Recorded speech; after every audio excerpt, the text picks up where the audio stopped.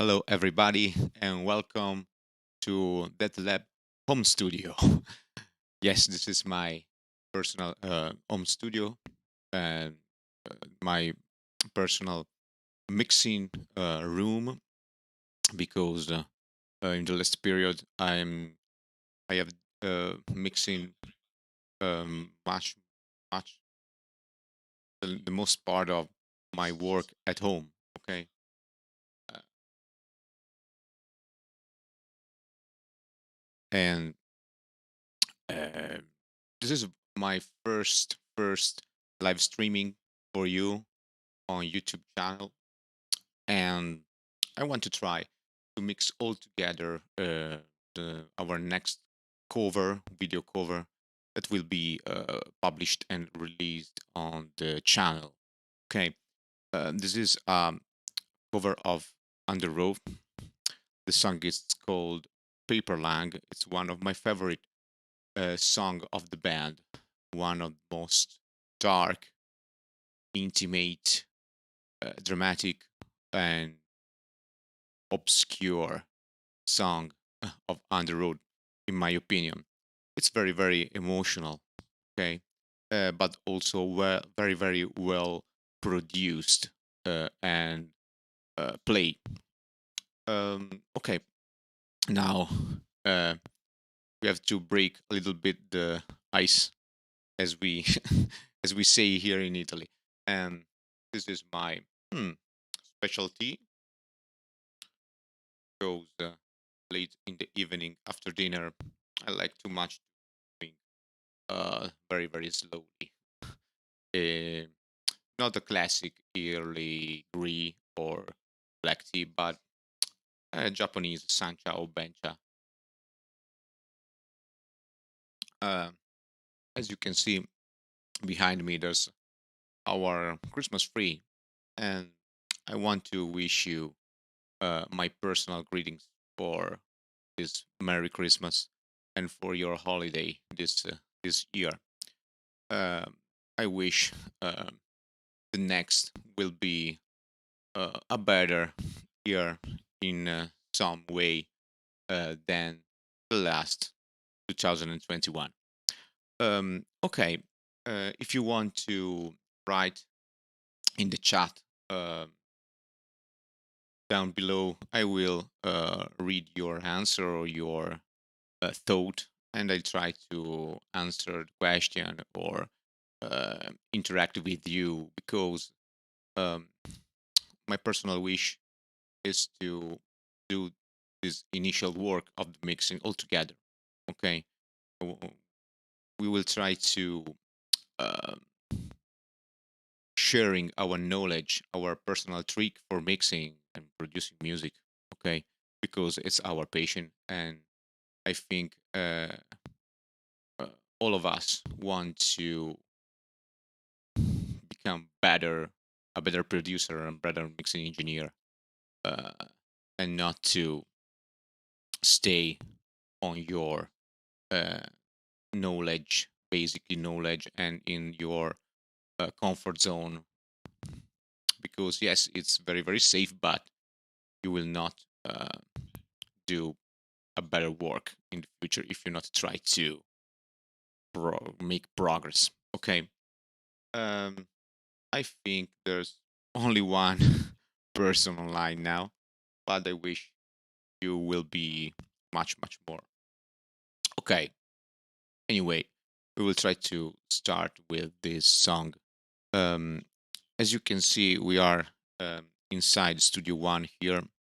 This is the Paperlang uh, project, and as you can see here, for first, I always work with a reference track. In this case, it's the original song, as you can listen.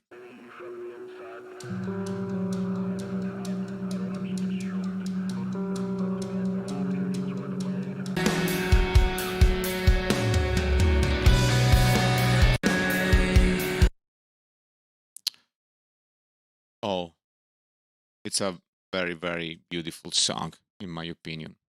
One of my favorite, for sure. And this is this will be our reference for all this work together and later. Okay. Um, Now you can see down below after the reference track, the multi-track of for drums. We have recorded this drum kit at Data Lab Studios, uh, official Data Lab Studios, and as you can see here,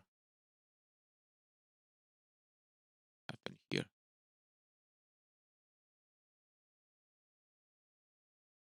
here we have sorry,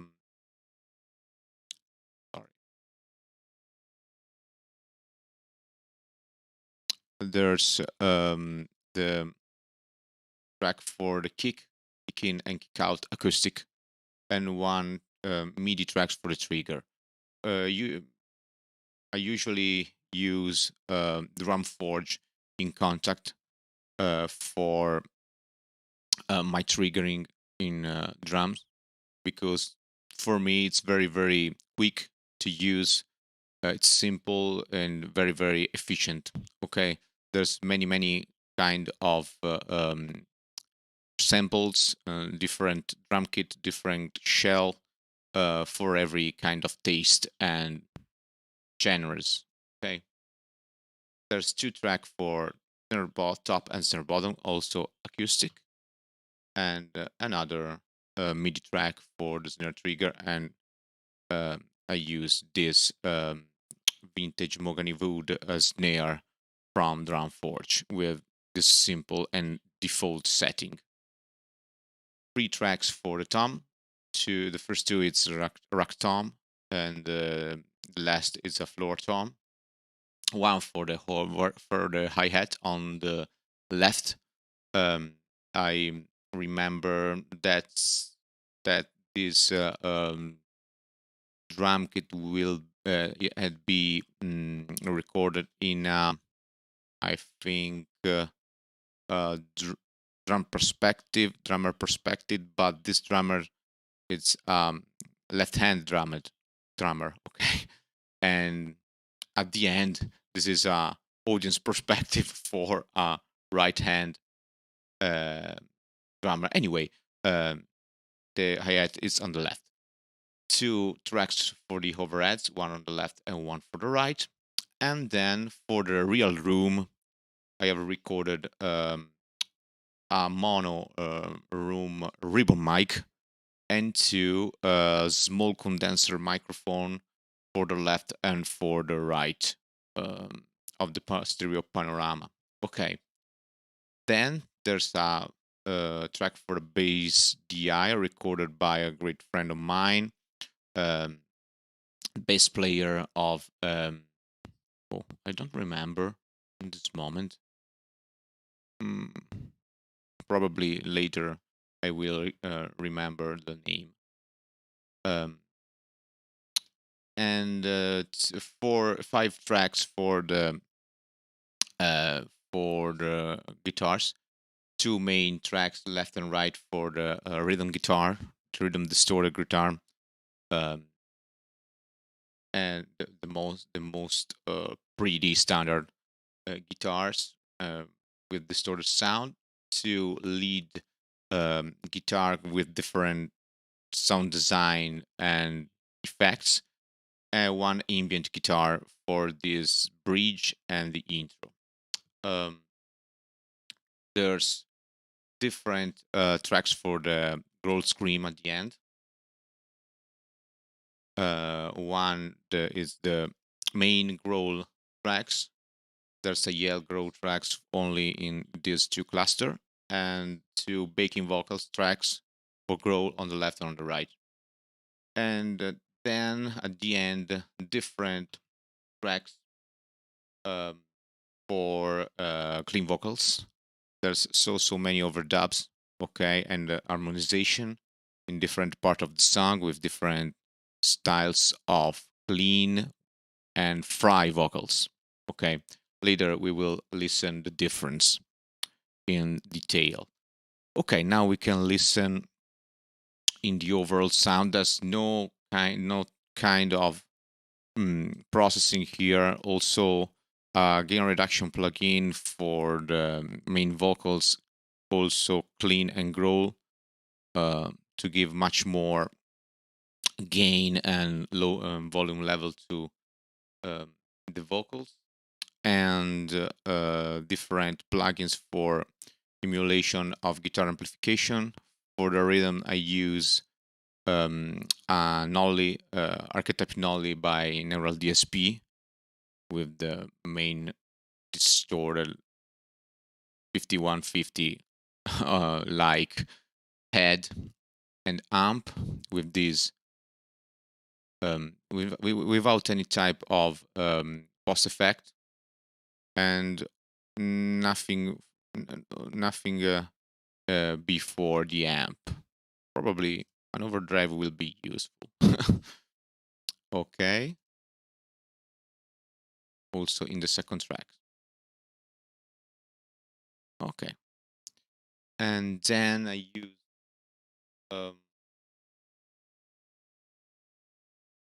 um, it's always again a Nolly for Archetype Nolly for the lead guitars. The same amp with different settings in the two tracks. Okay. And at the end, Nolly, Archetype Nolly with a different amp for the ambient tracks with delay and reverb in post amplification and nothing else. On overdrive also will be useful in this occasion. And the bass DI now is without any processing. This is my master chain uh, for the stereo out, for the principal and main stereo out. For first, I usually use an SPL Iron mastering compressor, or in alternative, a Slage Digital Fabrice Gabriel FG Red, like an SSL bus compressor with the same settings in many cases. But I usually starting with an SPL Iron because it's my favorite in many kind of production with this default setting slow attack, medium slow attack, and a fast release, medium fast release. I usually use a tube bias in mid amount and boost on the low frequencies, low frequencies. Okay, then I always apply tape emulation. One of my favorites is tape emulation from Softtube. It's very cool. A clipper. It's a standard in this moment in the metal production and rock production to clip the signal in the stereo out. This is a clip very good programmed by Kerzog, a clip free, K clip free in a light default setting, and then a limiter. My preferred limiter for every kind of master is FabFilter Pro L2 with at the beginning a preset transparent, much more transparent and not invalent, and nothing else. Okay, listen a little bit to the first impression. I want to achieve a very realistic sound for the drum in this production, as in the original track. Sorry.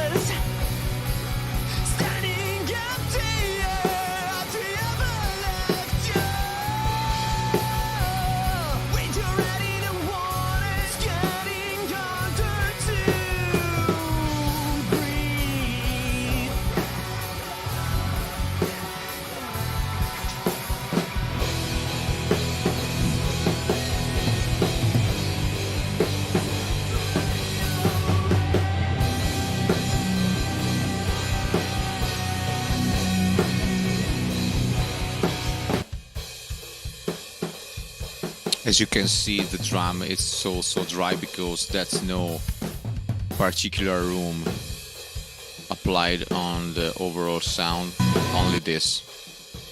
Not so efficient because our live room it's a little bit small. It's not too large. It's a small, medium-sized room with a very dry reverb and not not a great late reflection. Only an early reflection, so good, but not so special. Okay. In this occasion, I will use these tracks only to give a realistic taste to the overall sound, but then I will create two fake room with convolution reverb for the three-dimensional character and the saturation and the late reflection always. Okay.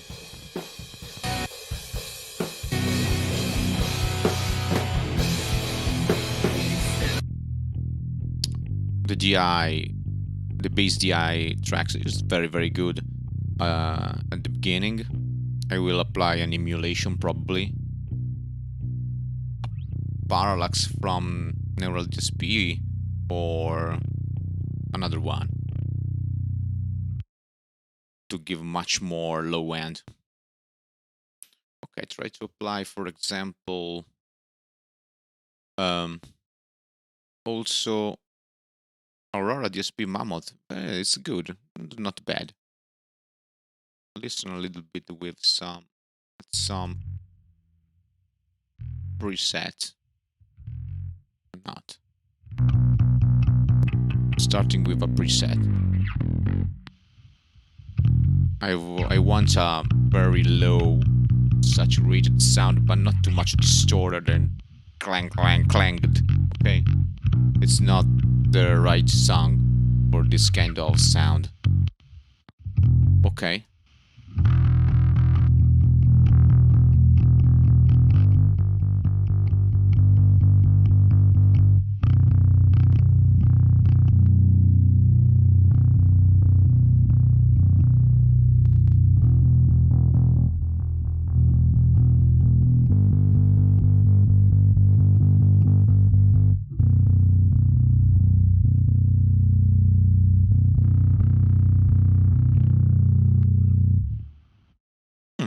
Not bad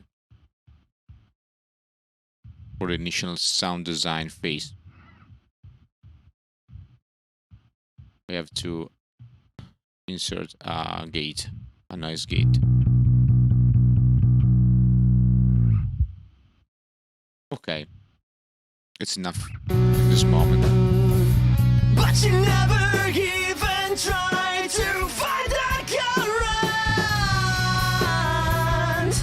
Water, water pouring faster into your lungs. So breathe in, breathe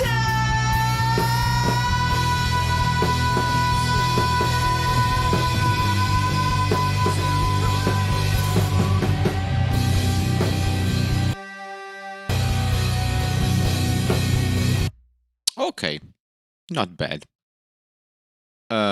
Okay.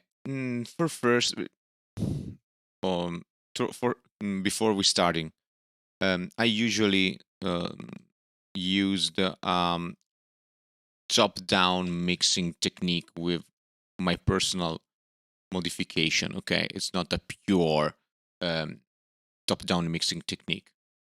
I'm starting from the overall sound always, but in different moment of the mixing phase, I work in a solo for the overall instruments. For example, in for the drum bass in solo with the drum bass in solo, or the growl vocals in solo, and in another moments in solo with the single tracks, and then I will return in the overall sound in the stereo out. Okay, this is my personal workflow.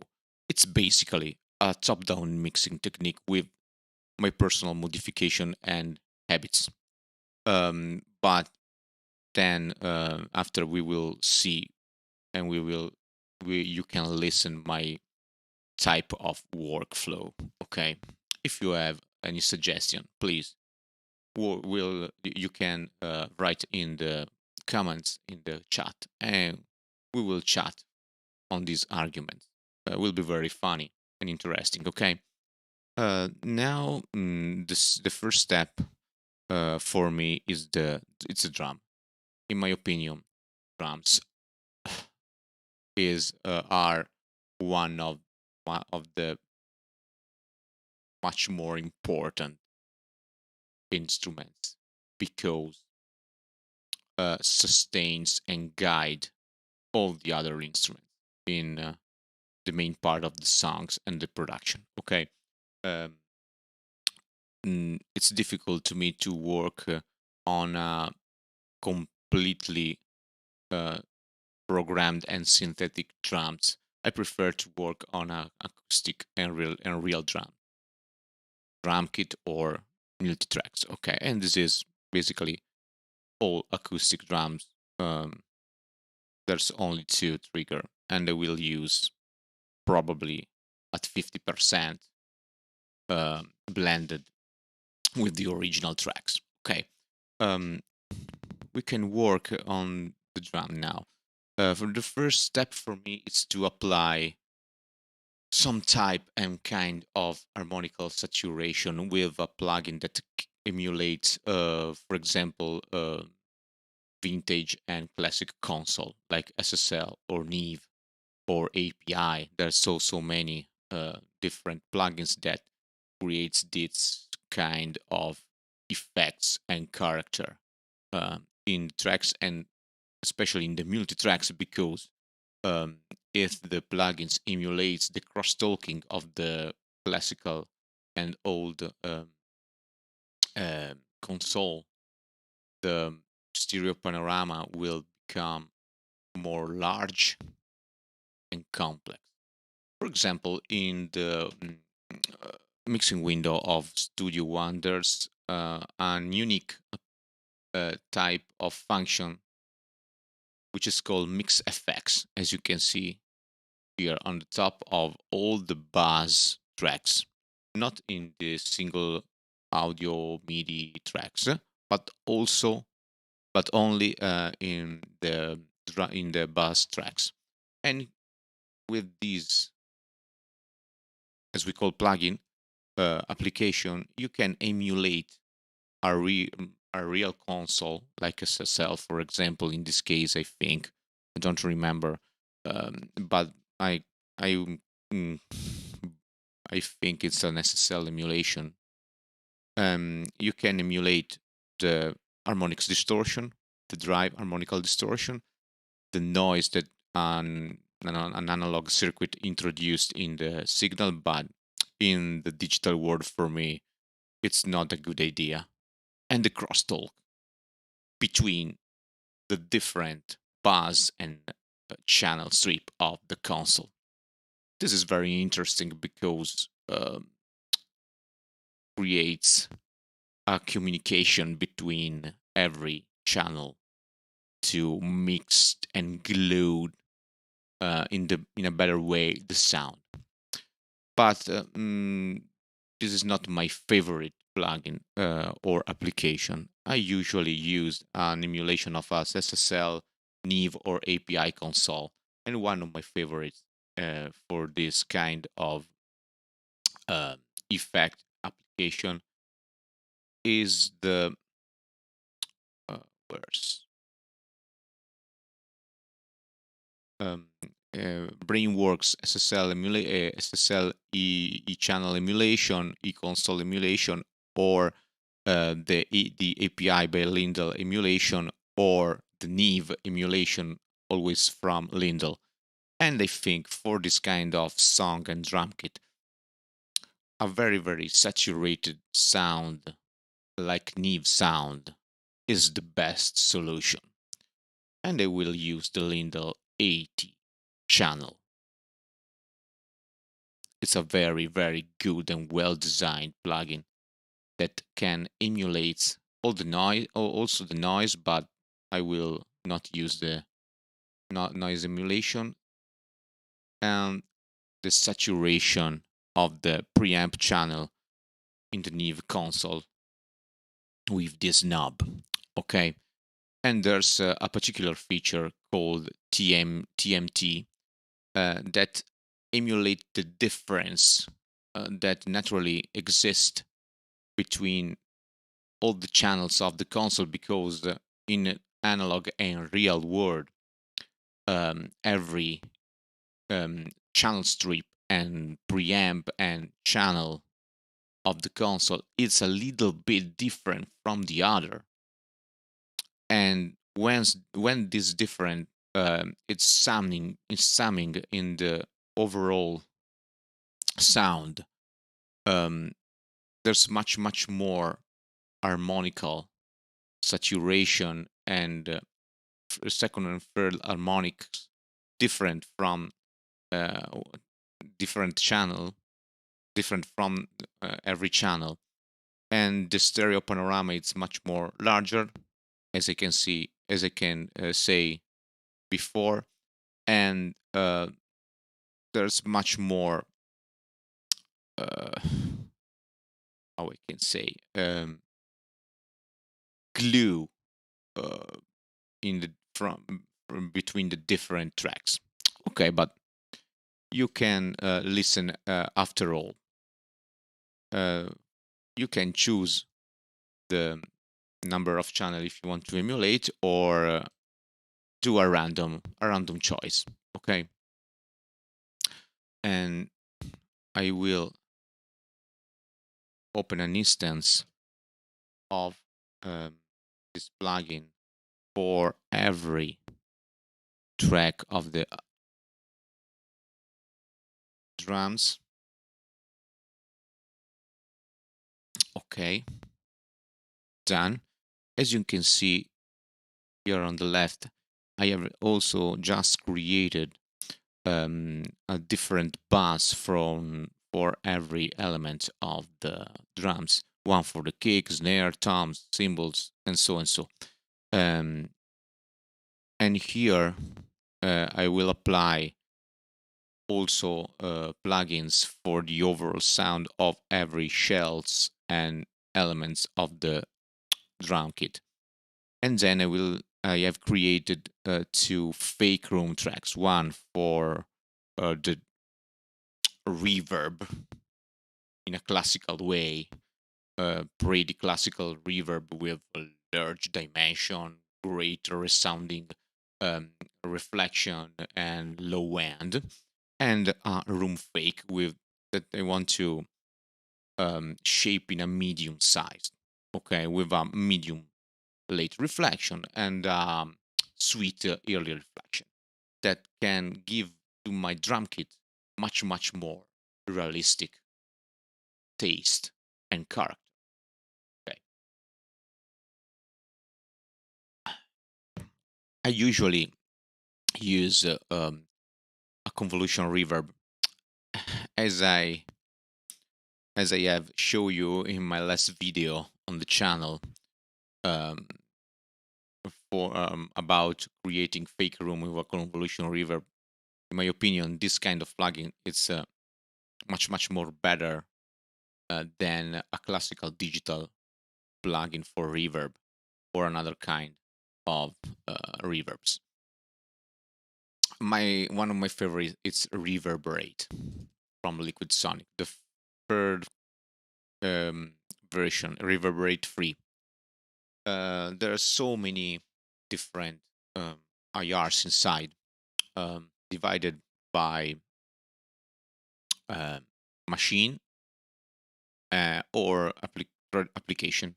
Okay, I usually find my preferred IRs in rooms or studios. Uh, Try a room for the fake room. I have to send all the elements of the drums to the room fake and balance the different shells for the best result in the stereo panorama. it's important to send all the element, also the symbols, but not the real room. Okay, it's not useless. It's not useful. Sorry. Okay, let's try to listen in solo.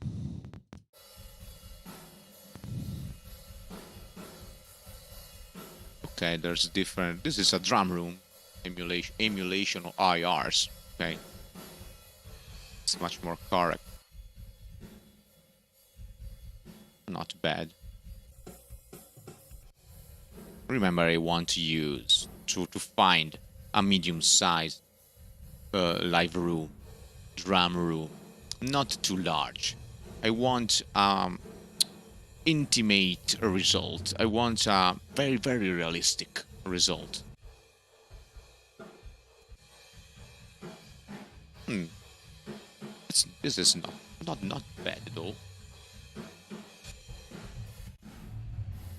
This is much more large for me in my vision.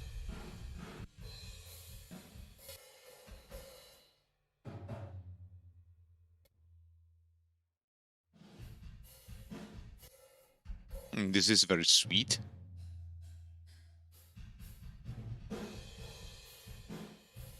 Not bad. Not bad at all. Remember small jazz space. Remember. Memorize this name.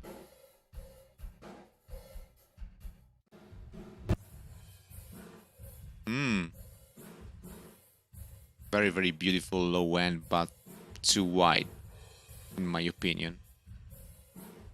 Too big. Little bit too big, but it's very, very good.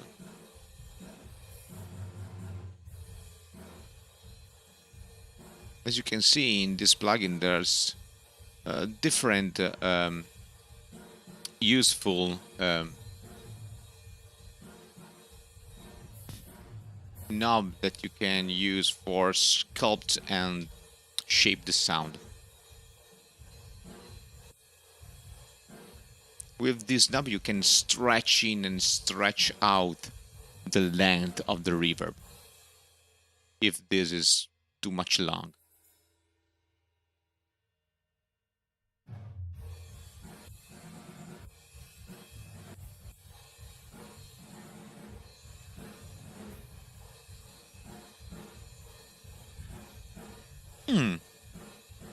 Not bad.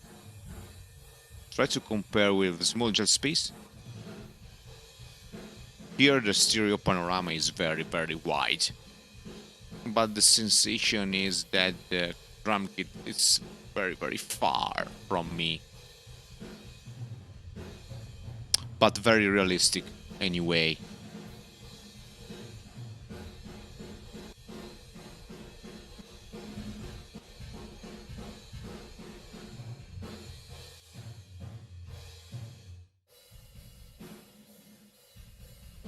You can apply different effect and an EQing, a basic parametric EQing, and mixing the different reverb.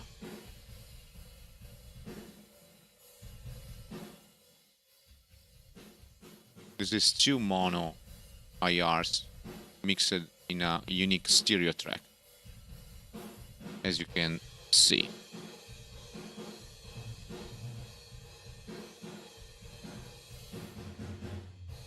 Okay, I have to. I have forgotten um, uh, to explain one thing. My mixing, can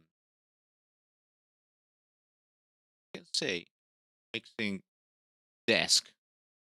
It's not too large. I have two monitor, audio monitor diffuser from Yamaha HS7. Another interface by Audient, an ED14, and touch big monitor, like if you know uh, late digital Raven. It's the same of the Raven, okay, but without the software for um, interfacing the AW with the touch screen. it's also it's simple only the touch screen monitor. It's very very comfortable for me because add to my workflow a little bit of analog working sensation because I can work on the mixer with my fingers, with my fingertips. I can work on the plugin with my hand. Like for example, here I can move in the window of the mixer very very quickly, as you can see. And if I open a plugin, I can work uh, with my finger very very quickly and in a so comfortable way.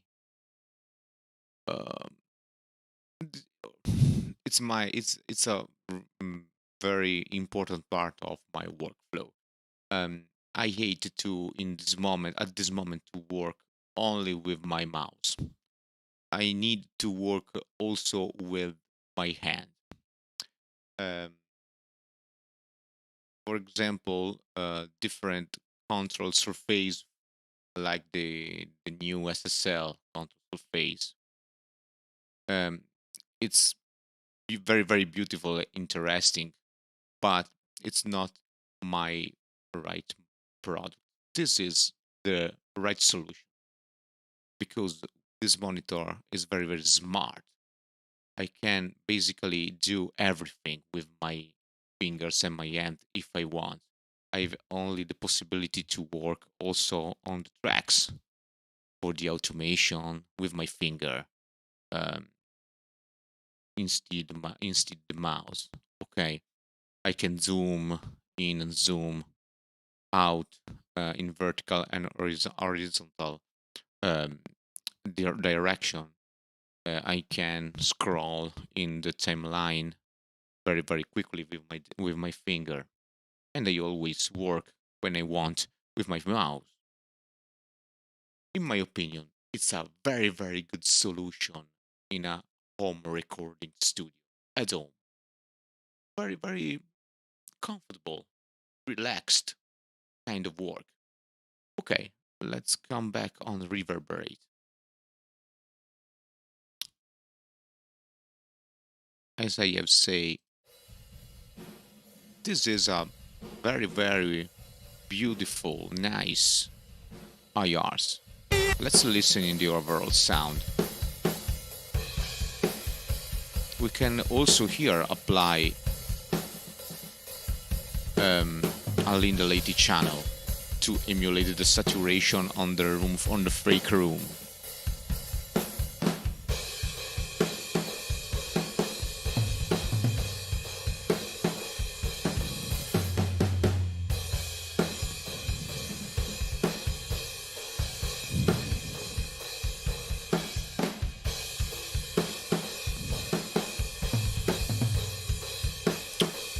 Not not bad. Muting the real room and listen also the fake room. This is also the dry drum kit.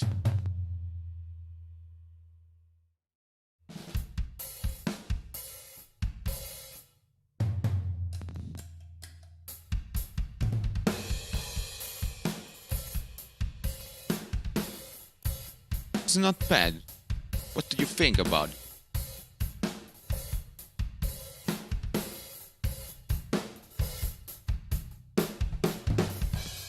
And with the fake room and with the real room creates a particular mix, three-dimensional effect.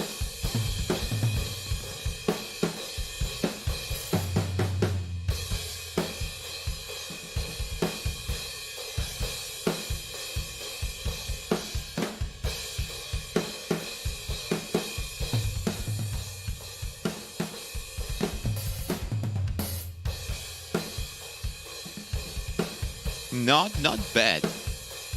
Another another plugin that I usually use many times is Convolution XT. by Impulse Record.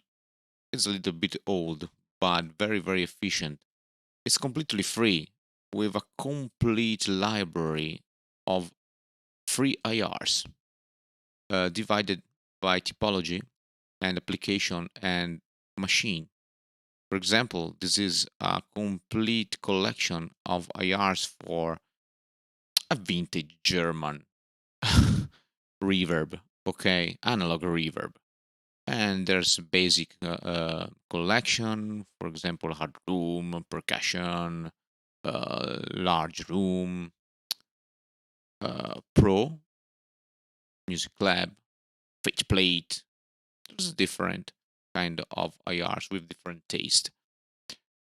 There's so many plates that you can use, a spring reverbs, a true stereo reverbs, and here you can load also your personal IRs, your favorite IRs founded on the internet or recorded and crafted by you, as you will um, see in the next video on the channel about creating, crafting, recording personal IRs at home, outside your home, outside your studio, with a simple and very, very um, hmm, can say, how I can say, basic equipment, portable equipment. Okay, well, you will see later, in the next weeks. We can try to use convology for much more classical 80-90 drum reverbs, rock 80-90 drum reverbs, because I want to give a little touch of big dimension on this drum kit. Okay, listening solo, as always, convology. Can try Music Lab. Oh, I'm sorry, I have to sending all the elements from reverb. You can answer me, why uh, don't you use a classical digital reverb? A plate, for example, or a spring reverb? Because I prefer for the drums to use always a realistic reverb. Also big, huge, large, a little bit artificial if you ask me, but always realistic. And for me, a convolution reverb, it's the best solution, always, than the digital classical reverb plugin. Okay, try convology.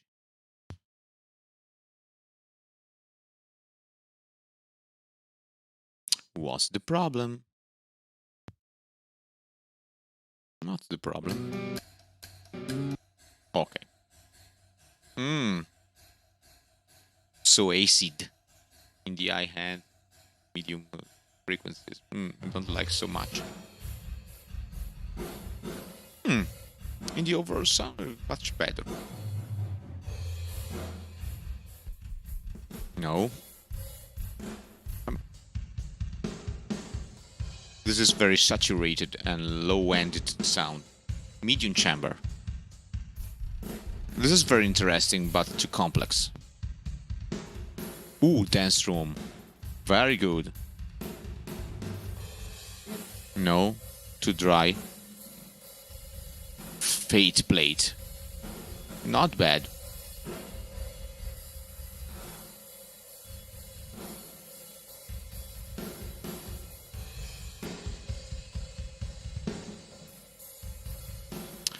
This is a very scooped sound, in my opinion, because there's a great low end,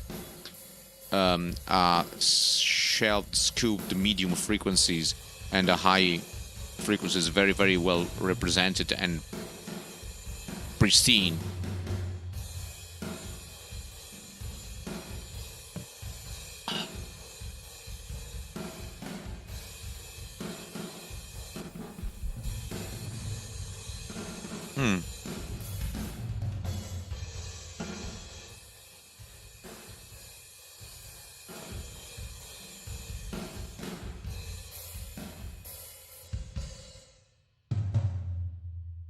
Let's listen to the overall sound.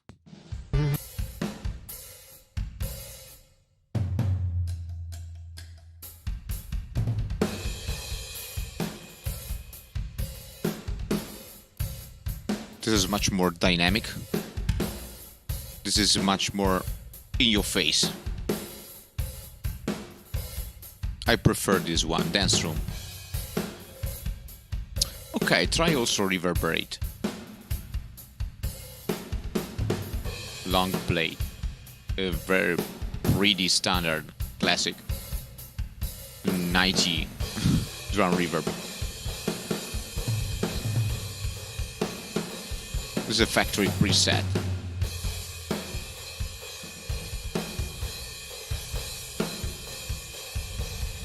Oh, very dark, too dark.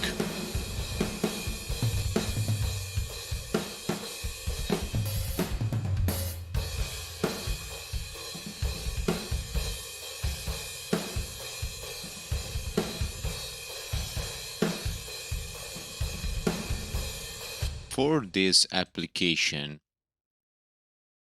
IRs created from the Bricasti M7, a classical digital outboard or reverb, probably will be very good.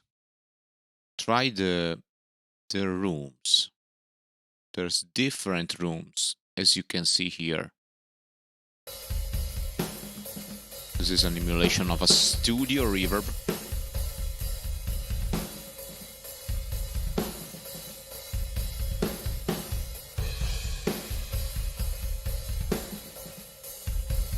Very good low end and clear medium frequencies because it's very scooped in reality.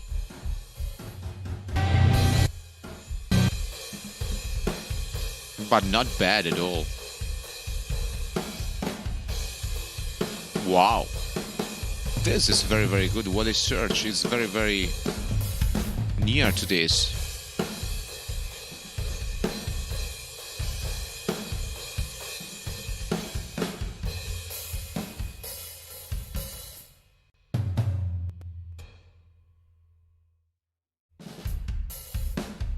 Okay, I prefer Reverberate than Convolugy. Okay, apply the Lindalate channel also here. You can add an oversampling for 2, 4, 8 and 70 per. It is very, very useful, especially in this complex sound with great high hand to fix the aliasing problems and mistake. Okay, let's do a basic oversampling.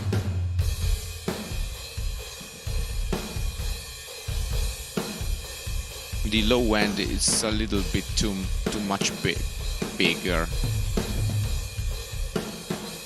Okay, try to blend it a little bit.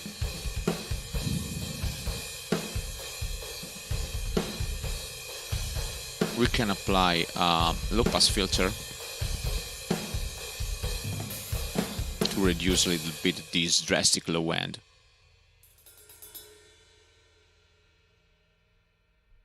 Wow.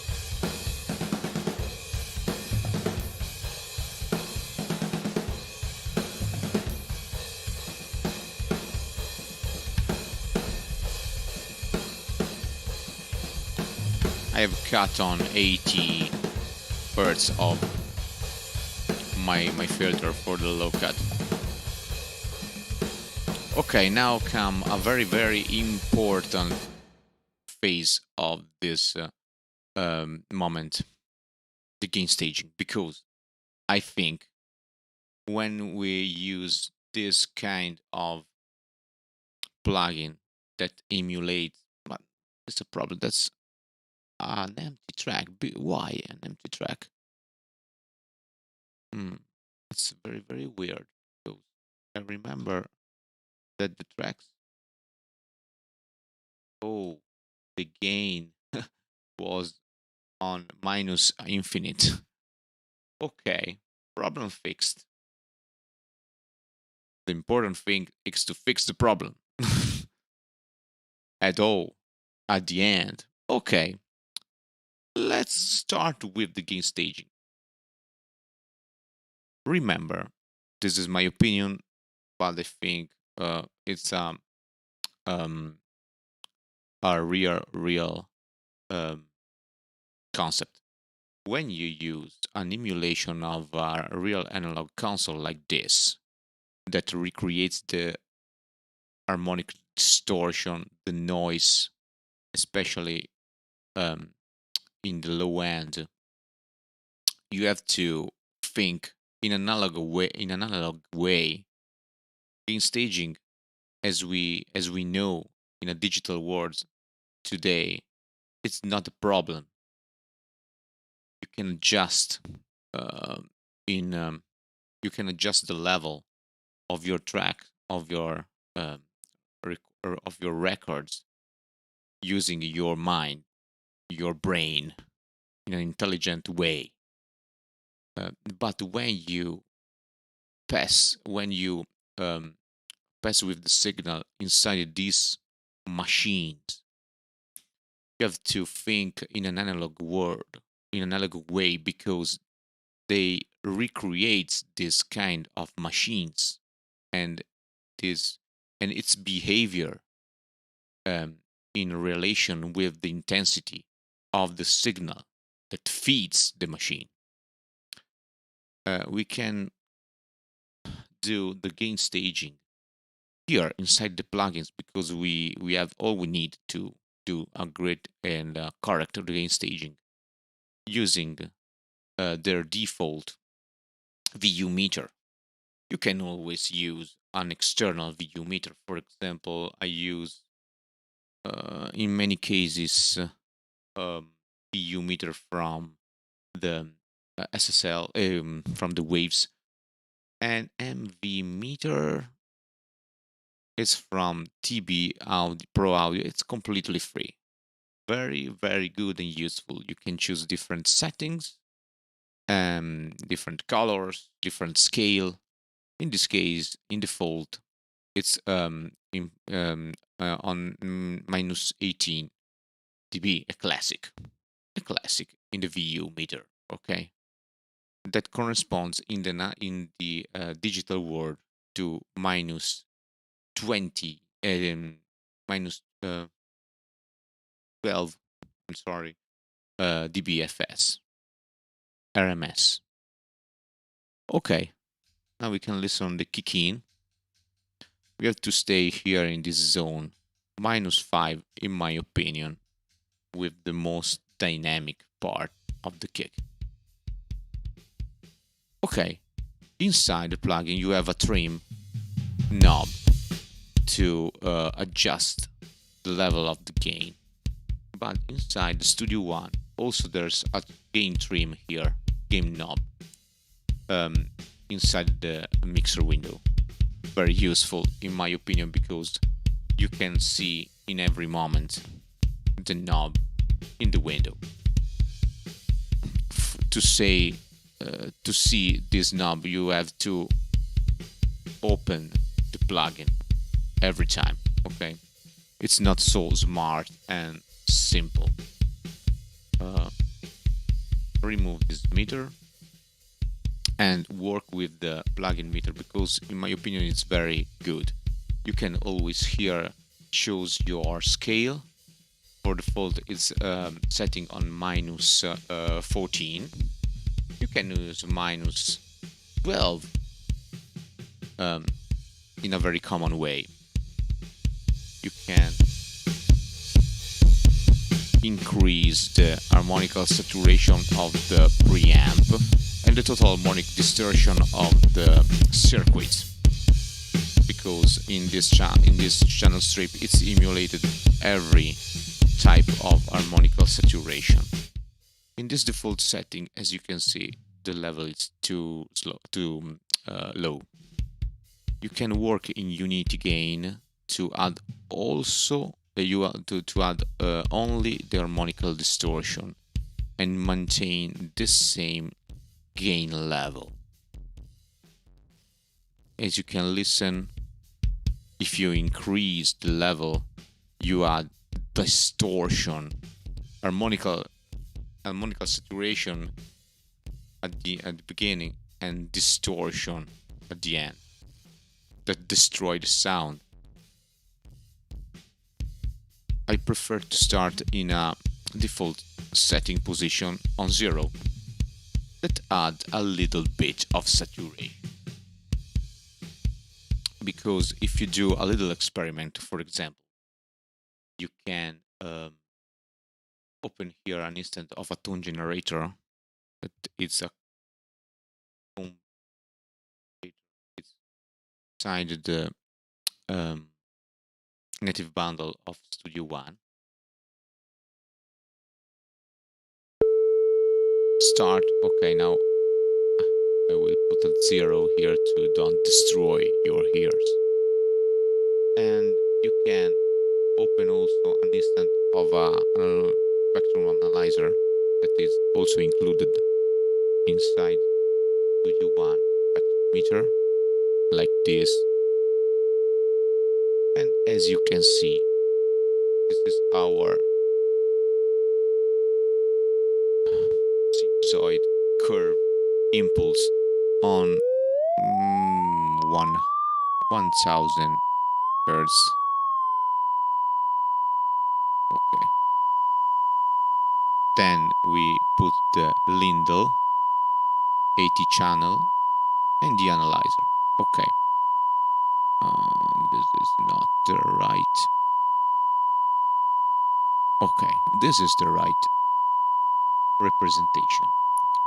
Without the Lindell channel engaged, this is our sinusoid. Simple, on 1K. If you switch on the Lindell channel in default setting with 0 dB of the preamp level, you can see that in the spectrum analyzer, you can compare. You can see different harmonical note of the fundamental. Second and third. 1, 2, 3 second and 1, 2, third harmonization. Okay, if you increase the level of the preamp, you add much more saturation. You see here a great amount of saturation and then distortion that compress the signal in a very drastic way. You can see also the effect of compression. Oh, this is in unity gain. I'm sorry. Starting from the beginning. 0 level. Okay, there's a little bit of harmonical saturation. If you increase, you will add the saturation in different way. And if you look at here, if you change the channel, always change the harmonical saturation a little different, but it's important in the overall sound. Anyway, add saturation and add a little bit of distortion and compression, because if you look at the meter, decrease progressively when you add saturation to the signal. Okay, this was a little demonstration of the saturation in this channel strip.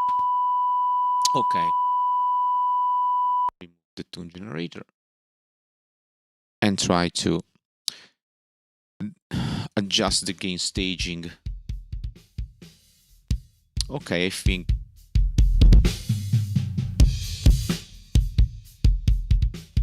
this is the right amount of saturation. And then with this knob, we can, or also here, but also here, adjust the input level of the signal that increase in the VU meter. This is for the in, this is for the out. This is the knob that control the out level, as you can see, at 0, at 10. And if you put at -10 the input, you have the lowest signal possible. But I think if we work here on the gain knob side, Studio One, we'll do the best work. And especially we can see in every moment the amount of gain. Okay, we increase, and here we are near 0, but not on 0 in the peak.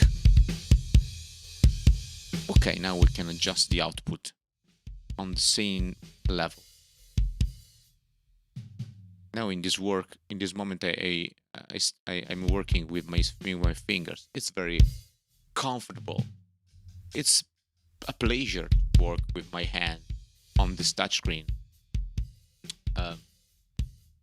As I have said, it's all part of my workflow.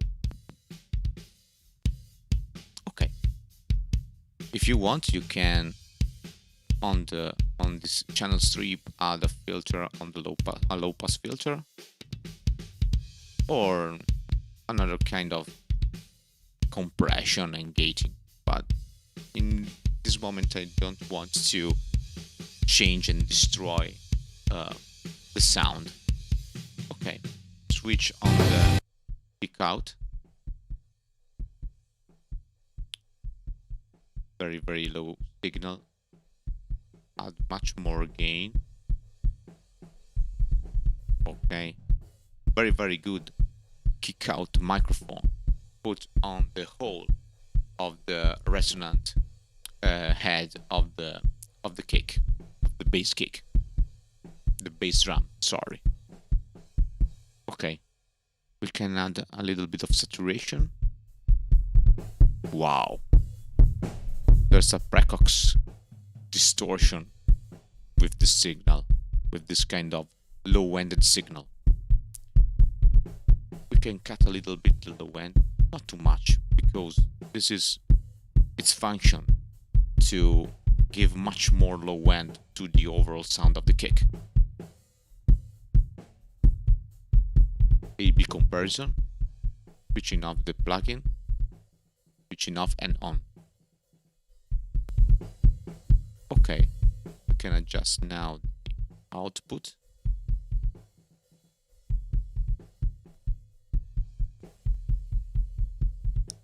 Very good work. Listen with the kick in.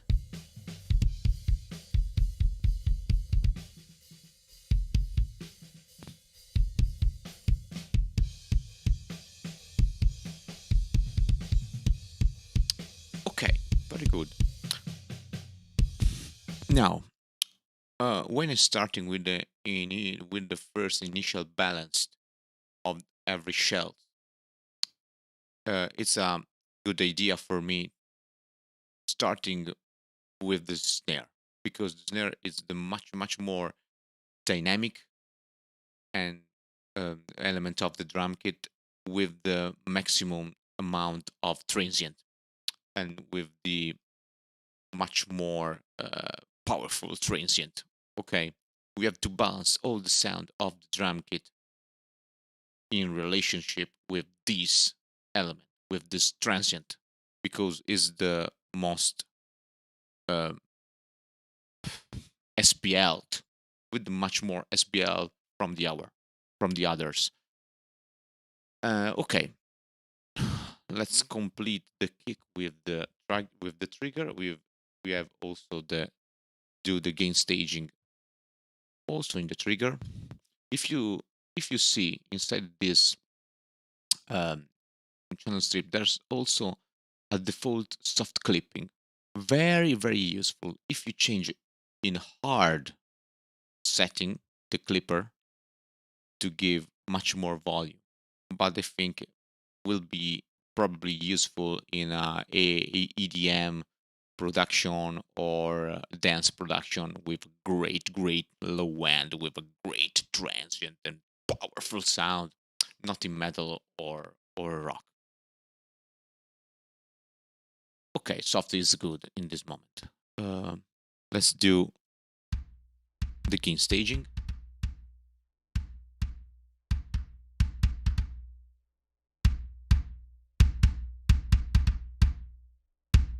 Add a little bit of saturation.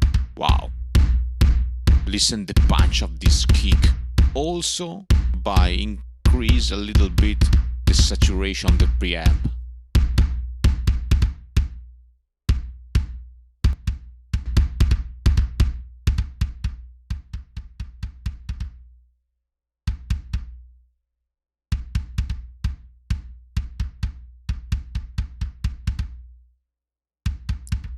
Low cut filter on 50 Hz.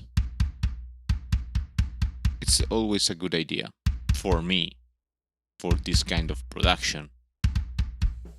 Altogether, we can add later also a little gate or an expander to reduce the bleeding of the snare, basically, in the kick out and kick in tracks.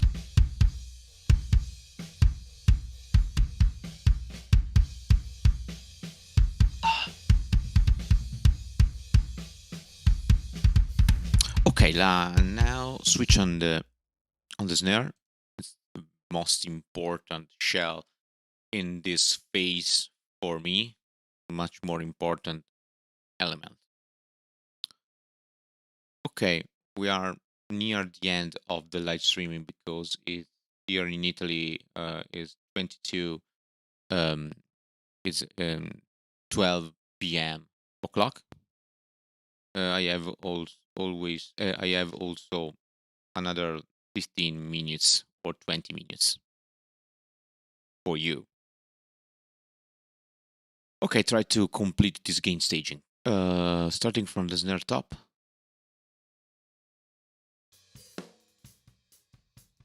It was very good, very well recorded snare drum. I really think we had used Pearl vintage 14-inch snare with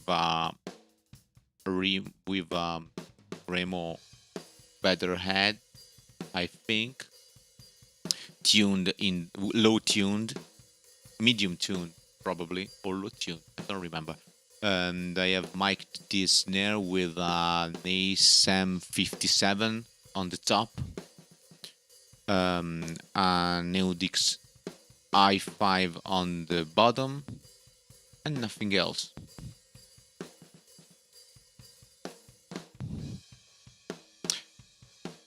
Every signal pass by an API preamp, basically. Okay, let's increase the gain in input. Very good. Add a little bit of saturation. I like so much this kind of distortion on the snare, but it's too much because kill the transient in this case. But emphasize and exaggerate the ghost note, for example, the resonance, the good resonance of the snare, the fundamental note, as you can listen. If we work in unity gain, we notice much more this difference. The snare become much more splatted, much more smashed. but with less powerful, less transient.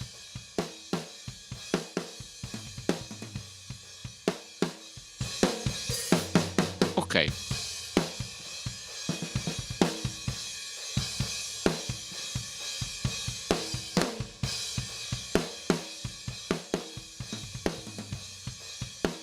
Also, the other bleed, especially cymbals, increase and grow up when you add much more saturation. That works also on the low end and in the high end.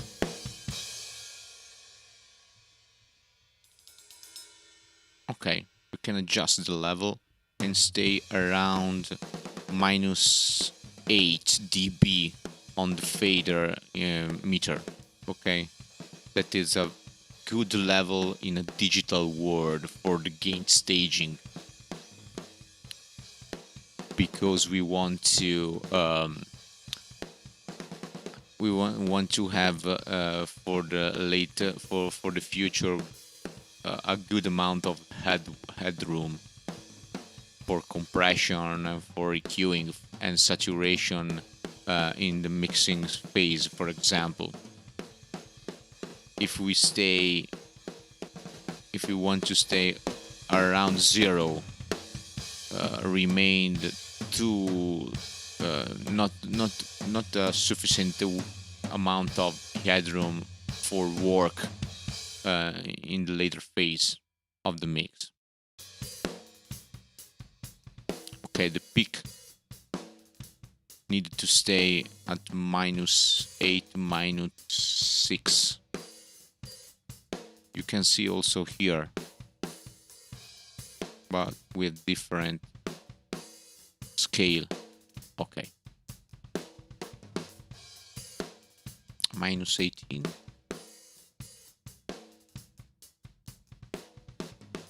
Okay, this is real world. This is real like world. In analog way. I'm sorry.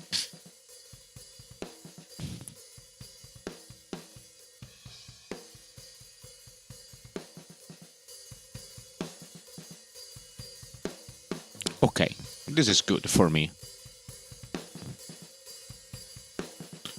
Okay, now we have to adjust the other level in relation with this.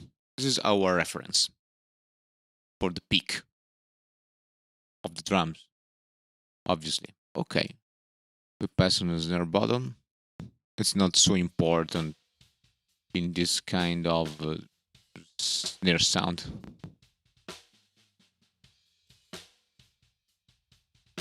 But gives that little bit of crispy sound that I want to add to the overall sound of the snare in this kind of production.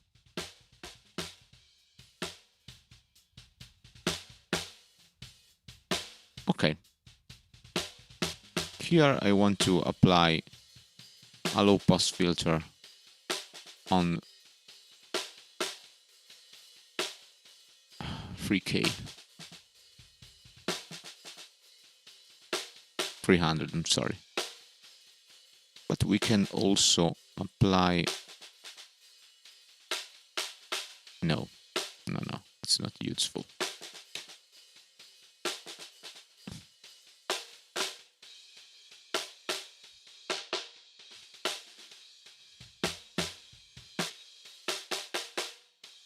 Okay. And to control the input stage. Okay, that's not much. Okay, now we have to blend the sound with the top snare.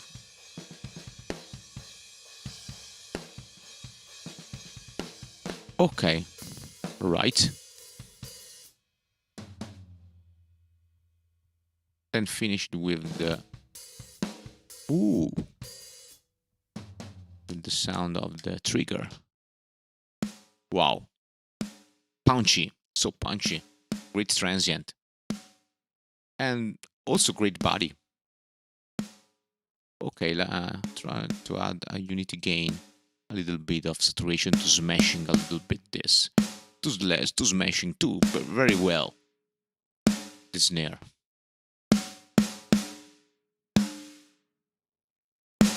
As you can listen, if you increase the saturation, the overdub of the fundamental node on the snare growing up, and it's not convenient.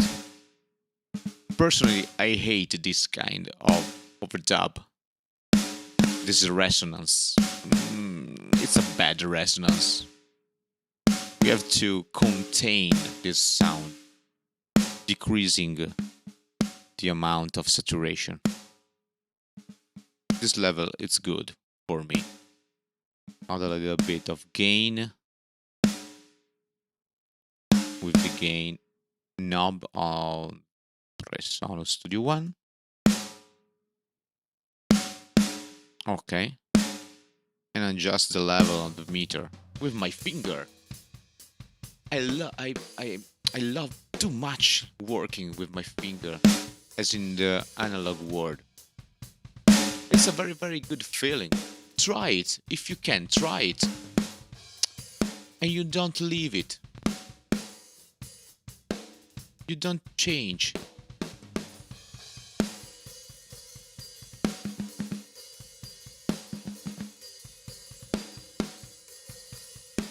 Okay. Good. Our snare is okay.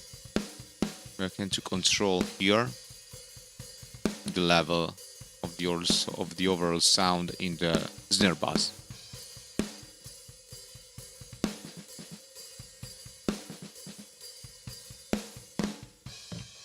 Okay. Okay. We can add the kick track. And we can adjust the level starting from 0.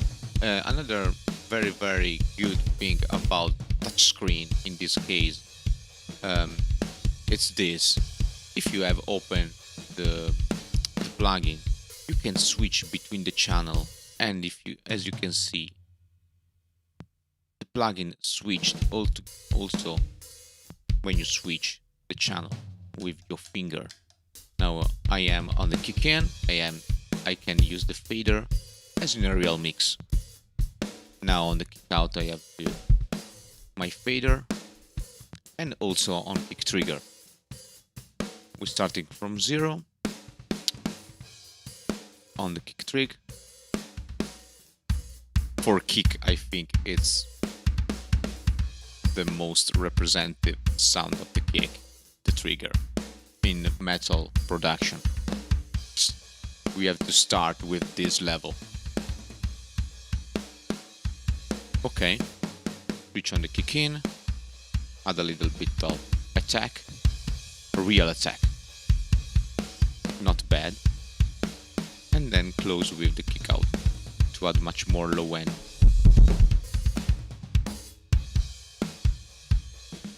Very good, it's so realistic sound. Okay.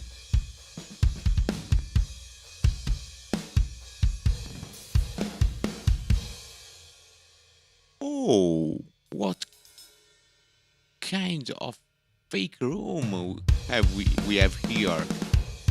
So realistic. Let's try to smash it. Wow. I love this channel strip. It's very, very well programmed and modeled on the Neve style console.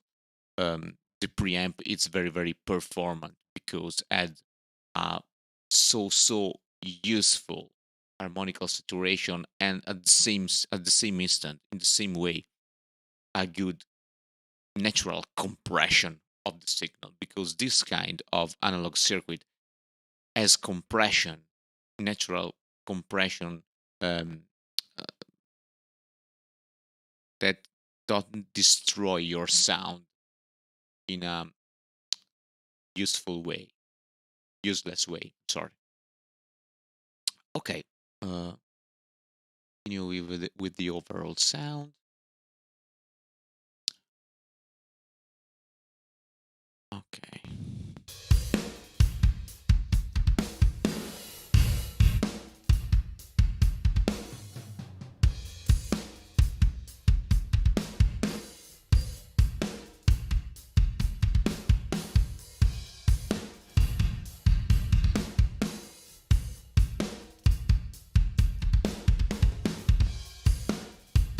Also, in the buzz tracks, we can, inside the mixer window, adjust the gain level using the same knob.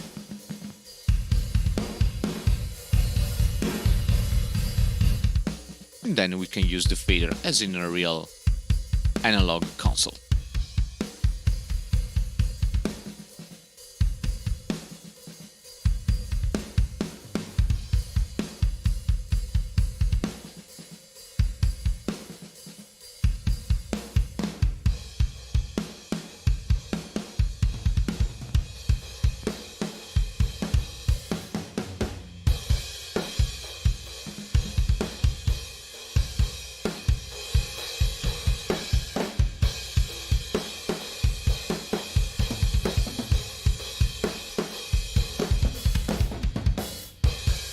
I'm sorry.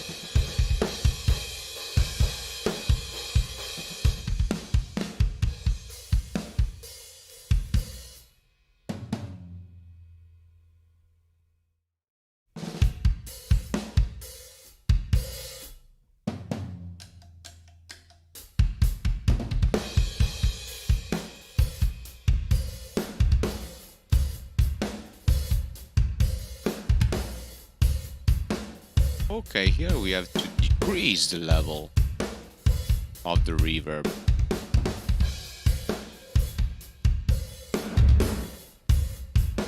Wow.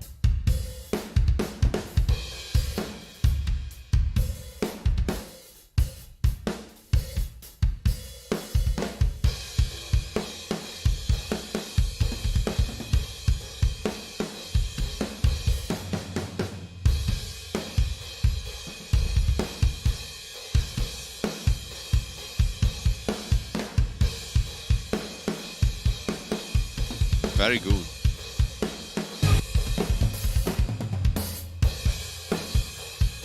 Okay, another very cool feature of the Lindell plugin is that you can add on the principal bass, in this case drum bass, another plugin of the collection called Lindell 80 Bass. And this plugin can control from here all the other instance of the Lindell channel plugin and control the overall sound of the virtual console. Okay, adjust a little bit of total harmonic distortion with this little knob and the trim, increasing or decreasing the overall gain and changing the different number of channels of channel strip in random way or selecting by your finger. And it's very useful in the mixing phase, in the final mixing phase, to make a little change of the level of the overall sound for minimum modification of the balanced of the overall balanced. Okay. I'm sorry, I have to control the chat. Hmm. Two. Oh, we are in two. Where are you, man? You want to say your name? My name is Tia from That Lab Studios. Okay, return on Studio One and try to listen how change. Okay, it's very subtle, but change a little bit the saturation. If you add a gain with the trim, you add distortion. Okay, but it's a very musical distortion. It's not destructive. This is not the moment for the experiment. Okay, we have to do the gain staging also of the thumb.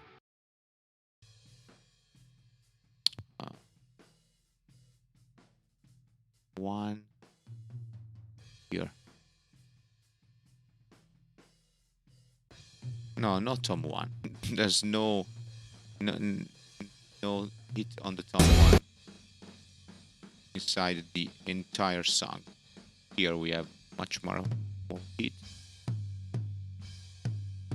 Okay, this is the right place to listen the drum, the tom.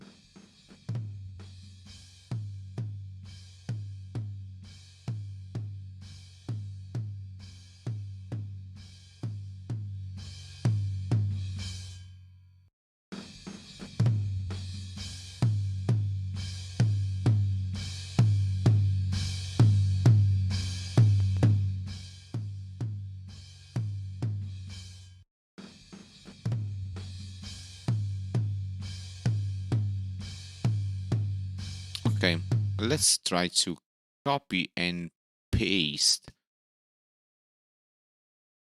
the same plugin inside the other tom tracks with the same gain level. Probably don't work at the end, but I want to try. Listen. Oh, it works. Yeah, not bad at all.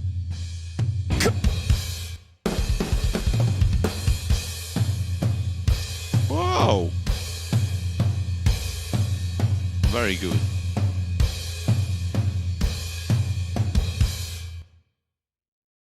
I like so much Bayer dynamic microphones, especially on drums. There's one or two models uh, of microphone for tom, kick, and snare by Bayer Dynamic that it's very, very, very good for the price. This is one of this model. I don't remember the exact name of the microphone, but I have this model. I have four of this microphone uh, uh, for copy of this microphone for my tom, because my drum kit inside the studio had 4 or 5 tom, 3 rack tom and 2 floor tom, or 2 rack tom and 2 floor tom. I have 4 of this microphone as in I'm all in love. It's beautiful. The low end, it's so compact. It's so solid. It's well done, controlled, and the transient on the medium frequency. It's so punchy. I like very much this microphone, but it's important also the preamp. It's always an API preamp, and I think this um, combination it's perfect for for my needs. Okay,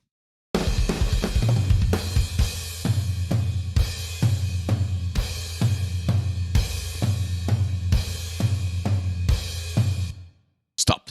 Nothing else. Okay, return on the single tracks and do very quickly the gain staging of the spot mics, simple spot mics, starting from the hi-hat. Okay.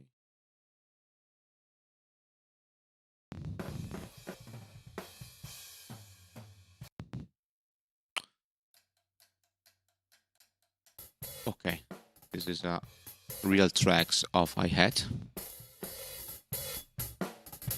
A little bit of saturation. Wow, we can add gain with my knob, my beloved knob of Studio One, and adjust the level of the output of this channel. Let's try to cut the bleeding of the kick with the low pass filter.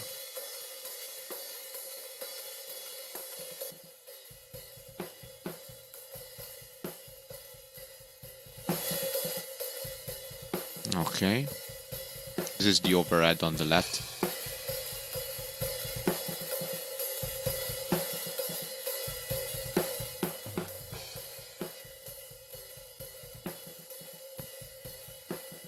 Okay, try to copy and paste the same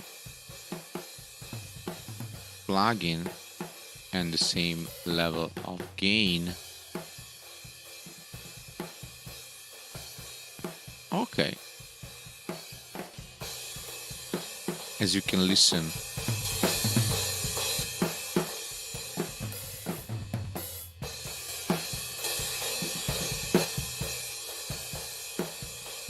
I like so much this plugin. It's very good. Don't get me wrong. Okay, this is the room on the left. Wow. Small room, but useful. Okay, I can use this room inside the overall sound. Not bad. It had a specific and particular characteristics that I can use to give a personal taste to the sound of the drum kit. My personal taste.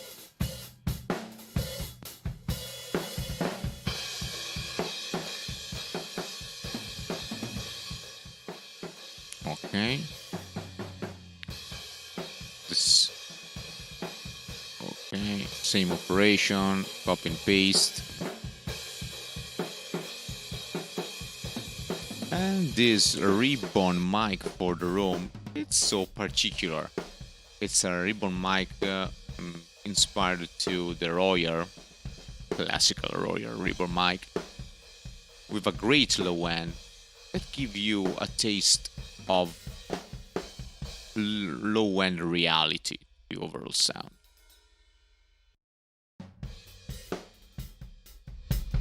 You can smash a little bit. Listen how high-end grow up with the saturation. This is the effect I want to achieve, only with saturation of the preamp channel.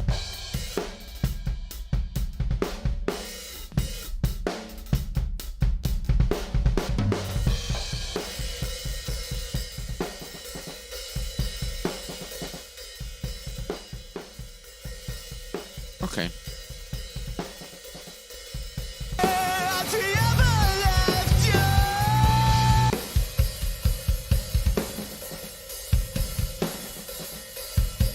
Oh yeah. Okay, to be more comfortable, I want to. Oh no, it's here. Real room pause. Okay, try to balance the free ambience all together for the best result in the good and well balanced sweet spot. Starting from 0 on the fader and listening the overall sound. Starting from I prefer to start from the fake room. But it's the video they made of the drum kit. Okay. Switch on the real fake room, real near room.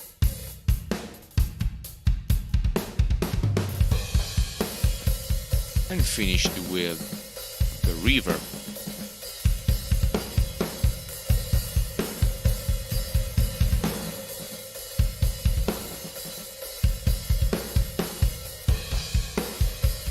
Wow!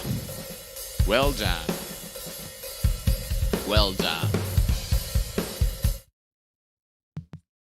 Very calm, very comfortable, very useful. As you can see, this is the overall level of the drum kit. Around 0, it's too much. I have to decrease a little bit. Around -6, -8 dB. can see this metering don't correspond to the meter of the DAW.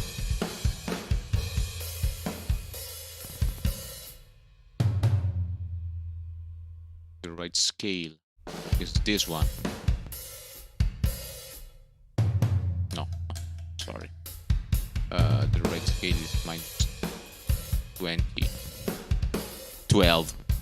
Sorry.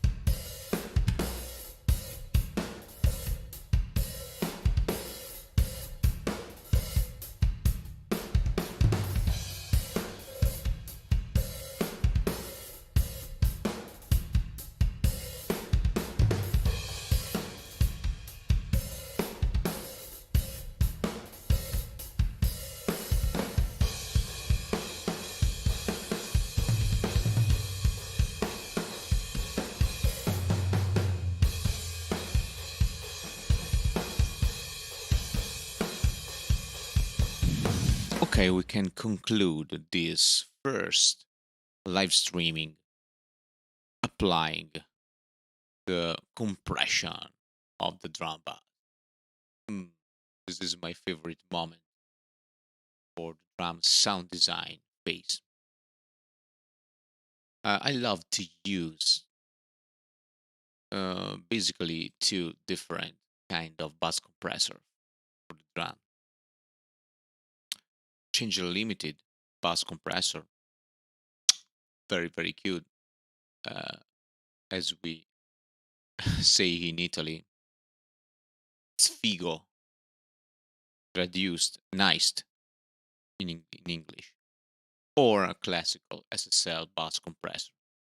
And for this kind of plugin, I prefer to use, my favorite is the Townhouse bass compressor of Brainworks, or one of the bass compressor or mix bass compressor of Slate Digital, the gray or the red. But for this drum kit, I want a bass drum compressor that is much more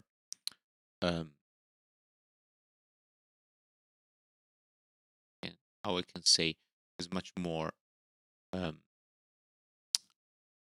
chameleontic and powerful and saturated, like the Chandler Limited by Softtube. In this case, is one of my favorite bass compressor, especially for drums. It's very good because you can change the tube, the bias tube, that can change that change the aggression of the compression curve.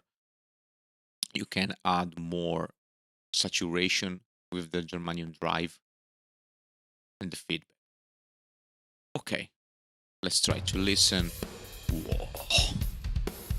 I like very much, but I want to apply a compression of 2 dB at least. Okay, slow attack, medium fast release, medium high level of distortion. The feedback substantially basically control the amount of output. Ratio 4, it's good, and a side chain with a filter on 60 dB.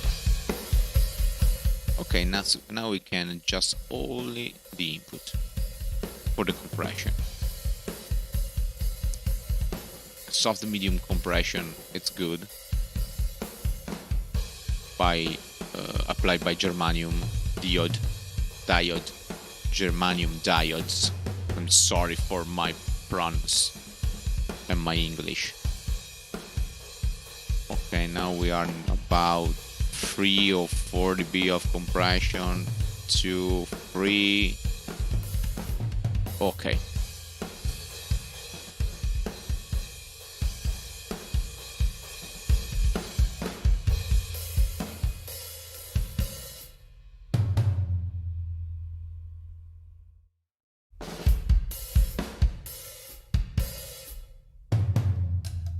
I like so much this compressor. Try it, it's very very good. You can download the demo version on the SoftTube website and try it. I suggest you to try it.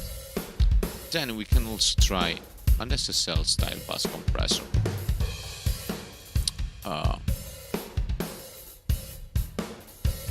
I like so much the red, but also the gray.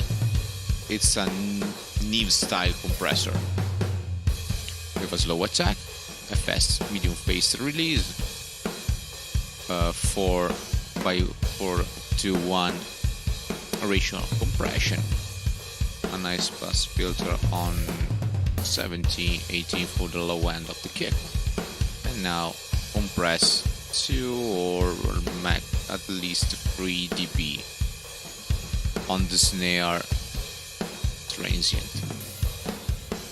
Okay.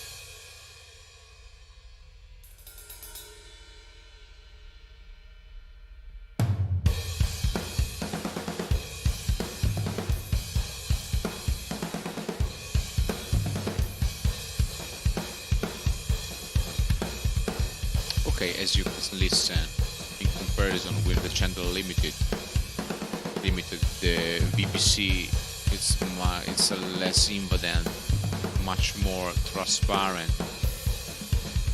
but without the same character of the Chandler Limited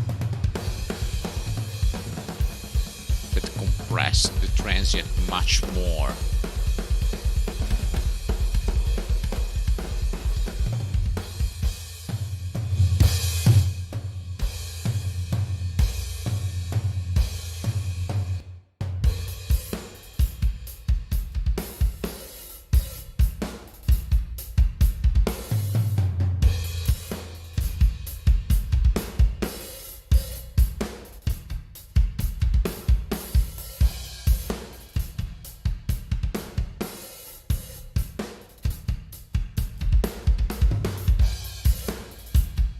The low end, it's great on the Chandler Limited, great low end, great pumped and doped low end.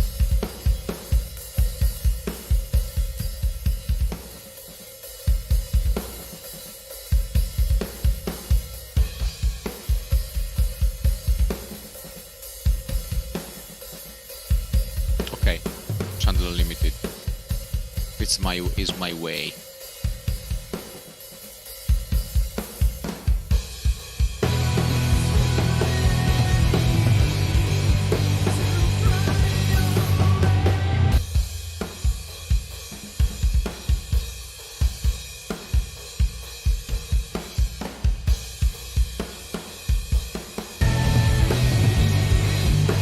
We have to check now our mastering chain.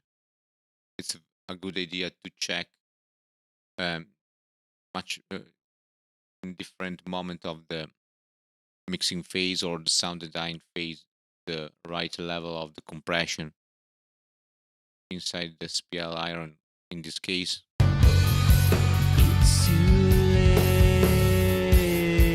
If you see it's not a good amount of input, we have to decrease a little bit the input, the compression.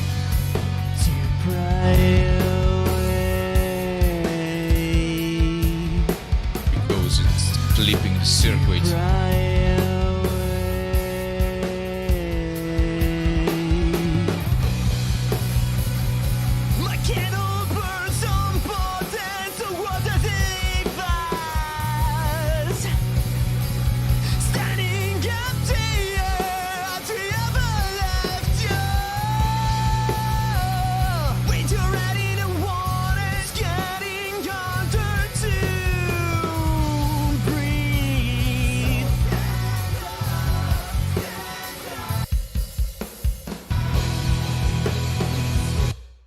Okay, got it, done. This is my personal way to approach sound design of the drums, of the drum kit, and the gain staging, because I always use an emulation of analog channel strip, uh, Neve channel strip, SSL channel strip, for example. I love also the Brainworks emulation of an SSL channel Model E. This is very beautiful and nice. Or the new EV2 by Waves. It's always very, very beautiful. But my favorite of Waves is the Kla Hub Mix. Um, Beautiful, very beautiful and pristine. I always use this in many cases. I use this SSL um, emulation, channel strip emulation, because I can adjust the amount of harmonic distortion. There's two flavor of harmonic distortion, one on the line and one on the mic preamp. You can blend it together to achieve different results. And the EQ, it's very, very, very good also with the listening option. So useful. Okay, but it's another story. We can talking about this kind of emulation in another time. Now for this evening, my time is ended. It was very, very funny, interesting to make this live mixing on YouTube. I think I will replicate this kind of contents with you, but uh, I hope you will be more you will be more the next time in much more numerous. Okay, that's all for tonight, for this evening. Thank you very much for be here and for will be here in the future. Good night from Little Lab Home Studio, and meanwhile, as always, stay rock.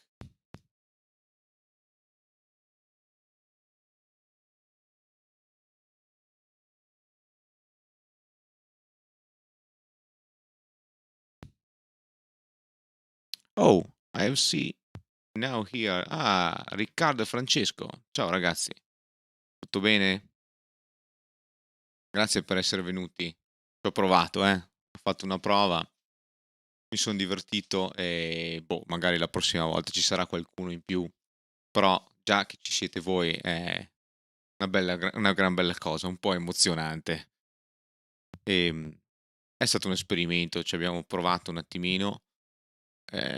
Pensavo di poter fare di più, però perdendosi in parole, alla fine siamo riusciti a fare solo la parte iniziale della batteria, che è già una bella cosa. Almeno si diverte un pochino. Dai, magari la prossima volta ci si trova prima e si discute un attimo, ci si diverte un po'. Adesso è un po' tardino, però vi auguro buona serata, buonanotte a tutti e alla prossima.